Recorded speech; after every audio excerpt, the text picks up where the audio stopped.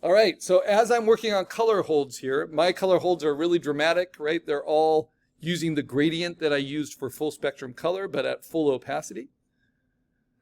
So I am just duplicating out the tail here from that overall color hold. And then just like for the flames, I need to then customize the gradient overlay because now it's over a shorter distance. And I'm not going to make it reflected anymore. I'm going to make it linear, but I'll play with the scale of it. In fact, I think I want to just reverse it. There we go. So now I have two color hold layers, and I can label them that way. And I'll call this the color hold flames and the color hold tail. Sometimes a color hold is absolutely essential. So where is a color hold absolutely essential? It's when you have something that is its own light source. So when we're talking about Wonder Woman, she has the golden lasso. And the golden lasso actually glows, right? So here we have the black outline of the golden lasso replaced with a soft orange line, right? That is a color hold. And that really makes all the difference. And then the inside of the lasso is filled with an outer glow. So you see how it affects her hands and it affects everything around it. So it really does look like it's glowing.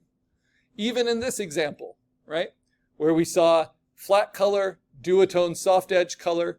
If you add color holds to this, all of a sudden you can have reflections and highlights that go through the line art of her armor, right?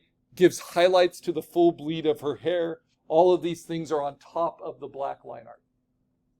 And her lasso is no longer just gray. It gets filled in and has no black edge. So that's where color holds really matter. You can get creative with them. You can fill them with gradients, kind of like I'm demonstrating. You can fill them with opposites. You can play with inversions. It's all just separating out the lines and playing with their color separate from the image color behind the lines. And here is just a really subtle example, which is beautiful, where they have this sun setting, these dual sun setting. Looks like it's probably a Star Wars comic. And just the slightest change to the black line art, right? To have that little solar flare coming through, the lens flare. So those are the steps up to here, right? Then we simply add an offset, which we've already done, and it works on different backgrounds, because remember, offsets won't show up on a white background. And then the last step, which we'll learn when we're making our posters, is how to separate it into production color, which is just cyan, magenta, yellow, and black for professional printing. And that's to really control how it prints, no matter what color printing you use. And that's the end of our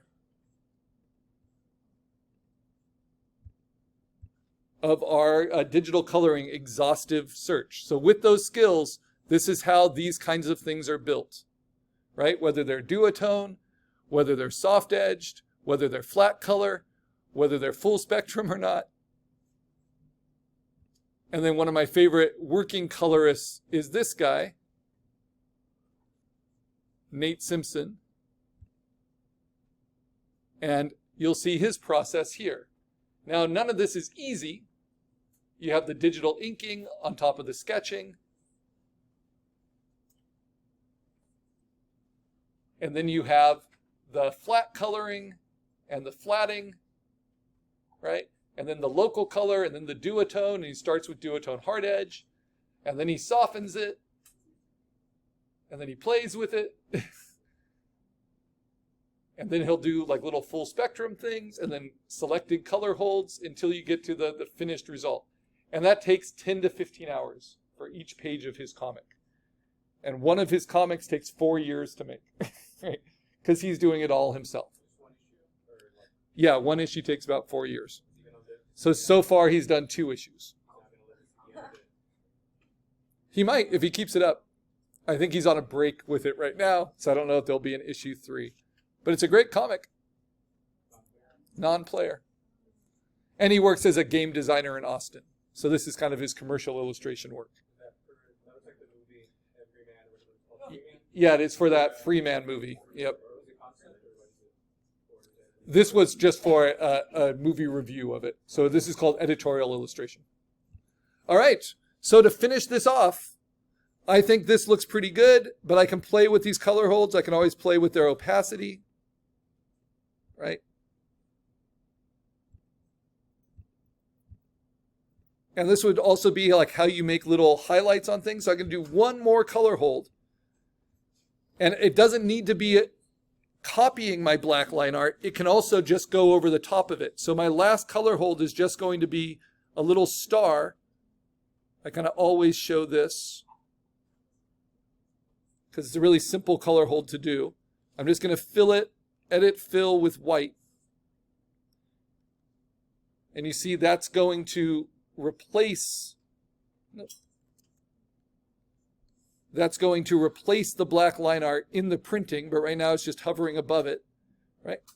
And then I am going to soften it because color holds can be hard edged or soft edged.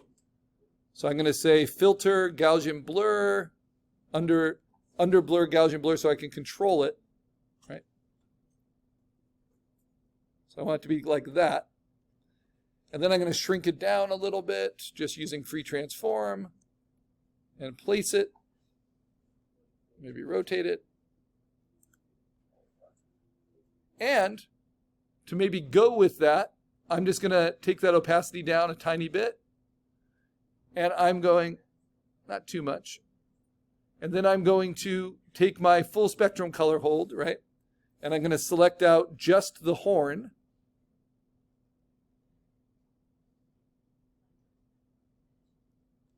Duplicate that. Change that gradient.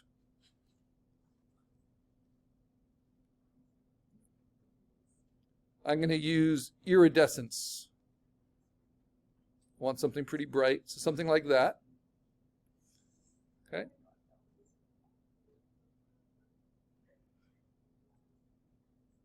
Set it to dissolve.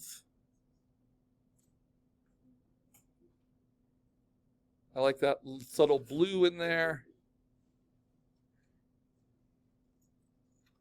Say OK, and now I can blend that in. So just give the horn, so it's not just solid black, just a little bit of distinction, right? Like it's the source of all of this energy, all of this power, right? And maybe I want this color hold, but really subtle. Just really subtly over everything. That's really subtle. Yeah, maybe I don't want it. Okay, so this might be my finished illustration. The last thing I did was that horn. So I'm going to call this color hold horn. And I'm going to save it and turn it in. So yeah, I think about like that. So how do I turn it in? Well, first I hit Command S to save my PSD. My PSD is my working file format. Make sure you know where that is. Make sure you're able to access it because we're going to be using this to make posters in the next assignment. So there it is. Next thing I do, I turn off all my backgrounds. So it's a free floating spot illustration. That's a requirement. And I make sure it has an offset around it. Remember, your offset can be, where is my offset? Here it is. It can be either hard-edged or soft-edged, right? And you can use outer glow to do a soft-edged offset. But I like the hard-edged offset. So turn off all your backgrounds. File, save as a copy. And you can go right to PNG. I'm going to save it to the desktop so I know where it is. I'm going to replace the last one I did, because the last one I did was the flat color. Now I have this one. It's already marked orange. Now I don't have to worry about replacing my flat color. I still have those layers in my PSD, and now I turn it in. Now you're only required to post 3 things for this project: your sketch, your refined line art, and then your color solution. But what I showed you through the bulk of today was how your color can get more and more nuanced and customized. So this is a variation. You're not required to post any variations. You just need at least one full color one. But this would be what's called full bleed color. Not full bleed, full spectrum color variation. And because there is stuff over the top, variation, with color holds, because there's stuff over the top of the black lines. And I then decide, well, what do I actually want to use for my poster? Well, now I've got all those options built into my layers and layer styles within Photoshop. And you'll see there's a big difference between the two. Right? Because, especially on this project, I tend to overdo it to kind of show you all the options. And maybe I'll want something in between, which is usually the case. All right. We all good for spot illustration?